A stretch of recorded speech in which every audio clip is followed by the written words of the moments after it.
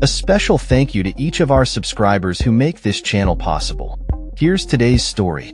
Germany is entering a period of significant political uncertainty following the collapse of Chancellor Olaf Scholz's fragile three-party ruling coalition. This dramatic turn of events coincided with Donald Trump's victory in the recent U.S. election, creating a ripple effect that could have profound implications for Europe's largest economy.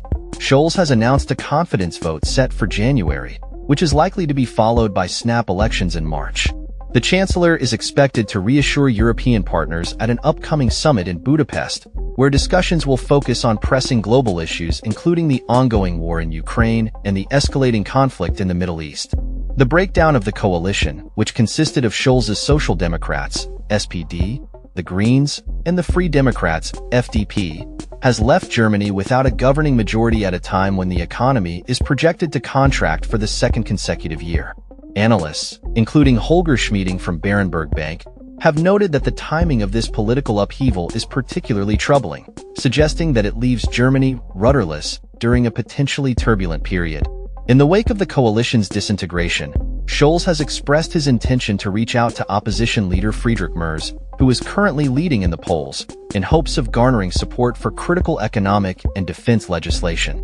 The coalition's collapse was precipitated by Scholz's decision to dismiss Finance Minister Christian Lindner, a move that effectively forced the FDP out of the alliance. This left the SPD and the Greens in a precarious minority government position. Scholz has stated that he will seek a vote of confidence by January 15th, allowing lawmakers to decide whether to call for early elections, which could take place 6 months earlier than the previously scheduled vote in September. Until then, the minority government will face challenges in passing legislation, as it will require support from opposition parties on a case-by-case basis. In a rare display of strong rhetoric, Scholz criticized Lindner, stating that there was no longer a basis of trust between them. He condemned the former finance minister for his petty political tactics and accused him of selfishness that was completely incomprehensible. The FDP had long been at odds with the SPD and the Greens over various issues, particularly regarding budget allocation and strategies to stimulate the struggling German economy.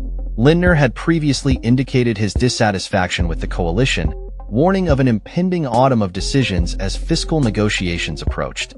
Scholz emphasized the urgent need for clarity on financing security and defense without compromising national cohesion, especially in light of the recent U.S. election results.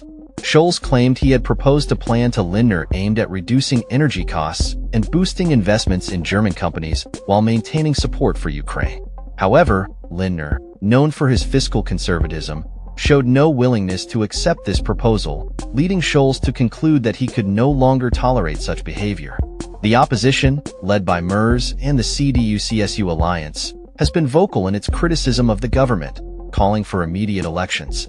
CDU lawmaker Norbert Röttgen stated, "We cannot afford to argue for another year," highlighting the importance of Germany's role in Europe and the need for a government that can effectively navigate the current challenges.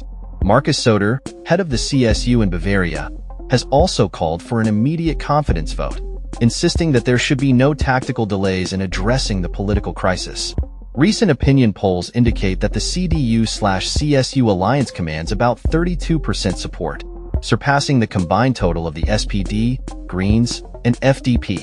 The far-right alternative for Germany, AfD, has also gained traction, polling close to 20%.